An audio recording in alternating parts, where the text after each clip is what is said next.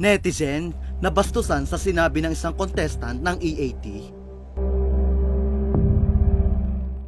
MTRCB, muli nga bang nagbubulag-bulagan?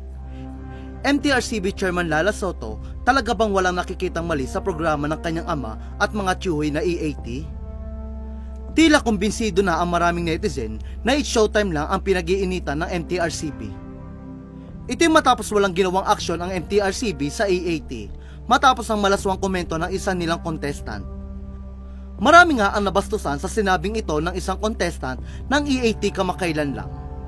Dahil dito, muli na naman nga kinalampag ng maraming netizen ang tanggapan ng Movie and Television Review and Classification Board na pinamumunuan ni Lala Soto Antonio.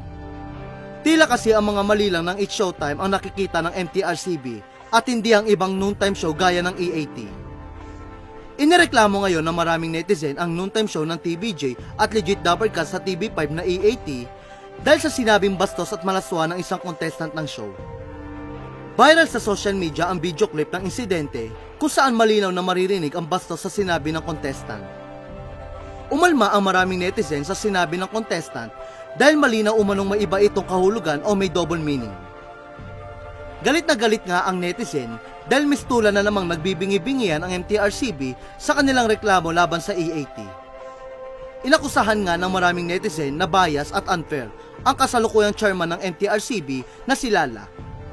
Sa nasabing insidente kasi ay tinatanong ni Alan Kay ang isang contestant ng Bortas 5 segment nila tungkol sa trabaho nito.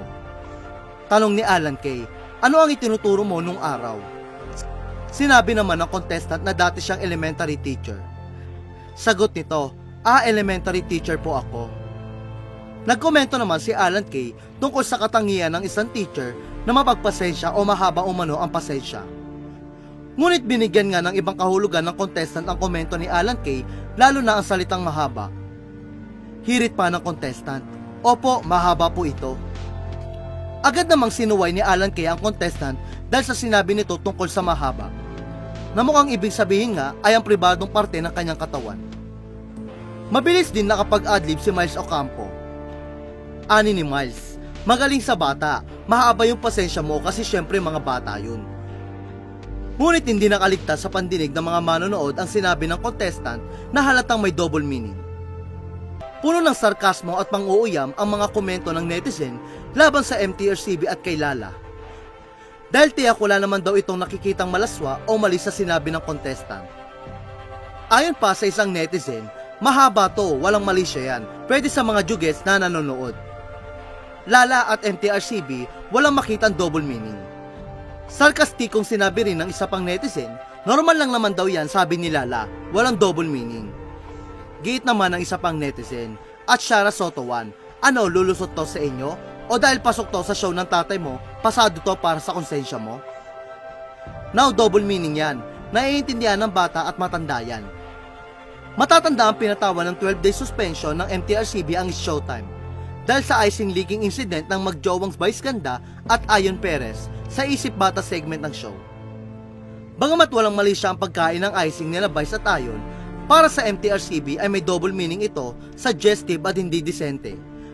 Bagay na bawal daw sa mga manonood na menor de edad, kaya dapat parusahan.